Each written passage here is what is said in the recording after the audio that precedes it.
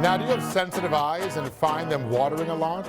Well, Dr. Jennifer Hui of Desert Doctors is here to teach us about the common causes of eye tearing and treatments. Long time no see. Hi, how are you? I'm well. Welcome back to the show. Thank you for having me.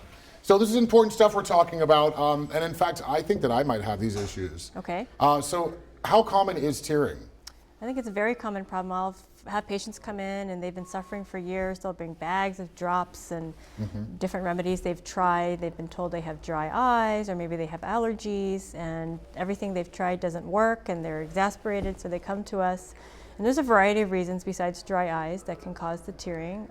Common ones are that you have some sort of outflow obstruction. So if you think of your tear system like the plumbing in your kitchen, for example.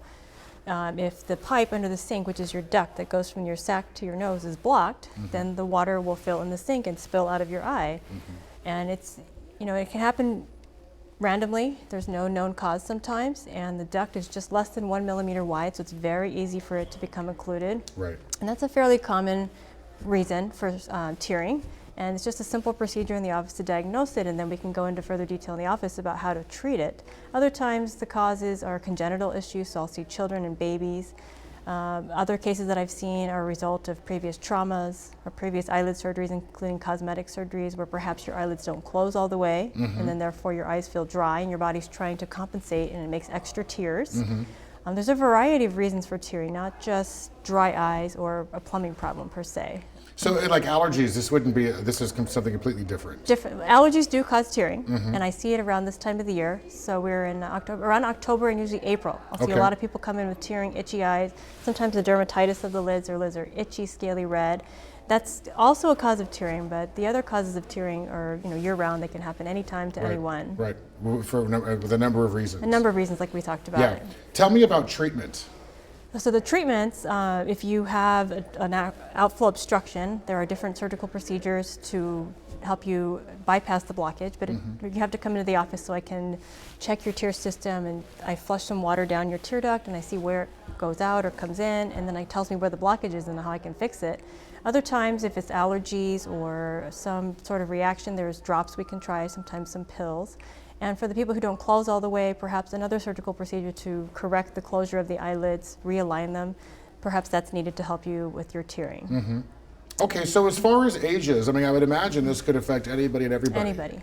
And that's true. Yeah, in my practice we see infants all the way through people in their 90s. So in the infants, it's usually a congenital issue. All of us are born with a fine membrane at the end of our ducts. It's like if a tissue somehow got into the drain pipe under the sink and it just never dissipated before birth. All of us have a membrane, but usually by birth it just kind of dissolves. In a small percentage of children it doesn't dissolve, and so therefore the water just can't get down the pipe. Yeah.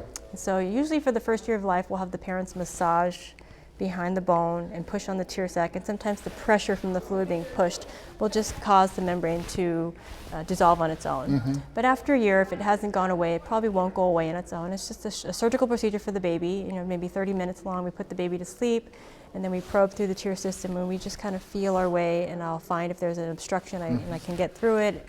Sometimes I leave tubes in the tear system if necessary to keep the system open. So for example, if you had a blockage in your pipe under your sink and you use a snake and you go down through it and you feel it and it's just tight, maybe I'll leave the snake or the tube in there for a few months just to keep it open. Then we take it out and everything should flow freely.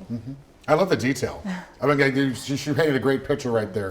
Well, if you have issues with this, common tearing, I think a lot of us do, you can find Dr. Jennifer Hui in Palm Desert.